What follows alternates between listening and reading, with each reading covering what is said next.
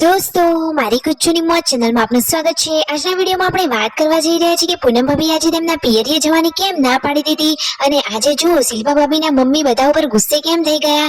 તેઓ તો તેમની ભાણી યશુને લઈને બધાને કેમ બોલ્યા, શિલ્પા ભાભી ઉપર ગુસ્સે થયા કે રાકેશભાઈ ઉપર।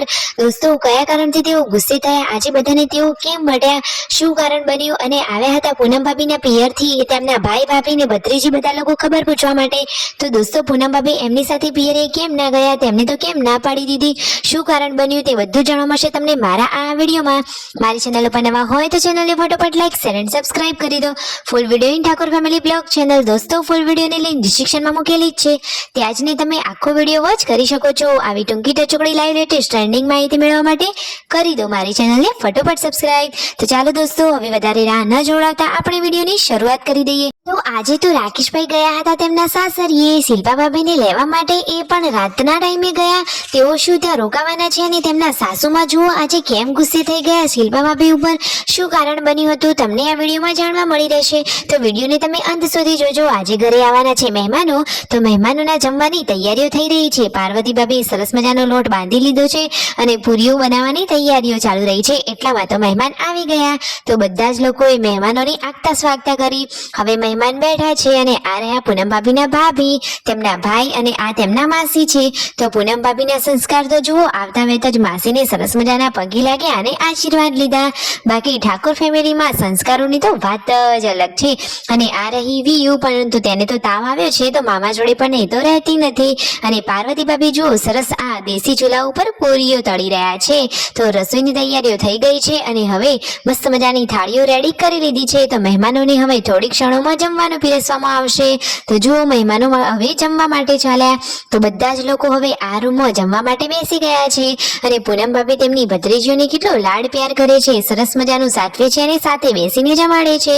હવે મહેમાનોનો જમણવાર પત્યો તો બધા જ વાસણ માંજી લીધા ને પછી ઘરના લોકો જમવા માટે બેઠા। સાંજનો ટાઈમ થઈ ગયો હતો, મહેમાનોનો તો જવાનો ટાઈમ થઈ ગયો, તો ચા પાણી કરી અને પછી તેઓ તો હવે ઘરે જવા નીકળ્યા।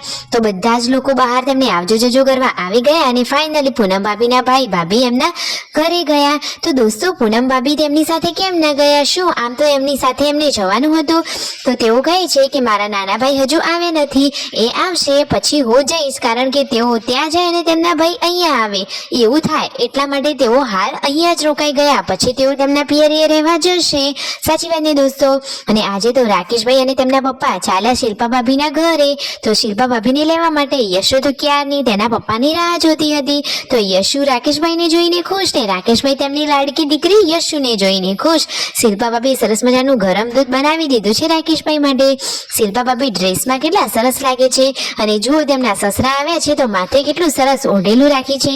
માન મર્યાદાની તો બાકી વાત જ અલગ છે। ઠાકોર ફેમિલીમાં બધા જ લોકો સંસ્કારી, માન મર્યાદા વાળા અને મોટાઓને માન સન્માન આપનારા છે। સાચી વાત ને દોસ્તો। અને જુઓ યશ તો કહે છે કે હું તો પપ્પાની લાડકી છું, મમ્મીની નહીં, આ રીતે એ તો મસ્તી કરી રહ્યા છે।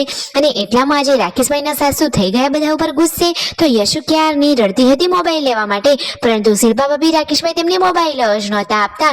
તો જો તેમના મમ્મી તેમને વઢી રહ્યા છે કે મારી ભાણીને રોવડાવશો નહીં, એને મોબાઈલ આપી દો, તમે ત્યારે તમારે ઘરે જઈ પછી મોબાઈલ ના આપતા, અમે ત્યાં ક્યાં જોવા આવવાના છીએ, પરંતુ અહીંયા તો મારી ભાણી બને રોવડાવવાના જ નહીં, એમ કરી યશુને તો આજે દાદીમાએ જલસા કરાવી લીધા। મોબાઈલ આવી ગયો, હવે તો મોબાઈલ જોવાની એને મજા જ પડી ગઈ। ભાણિયા તો અમે મામાના લાડકા હોય, તો લાઈક શેર એન્ડ સબસ્ક્રાઇબ।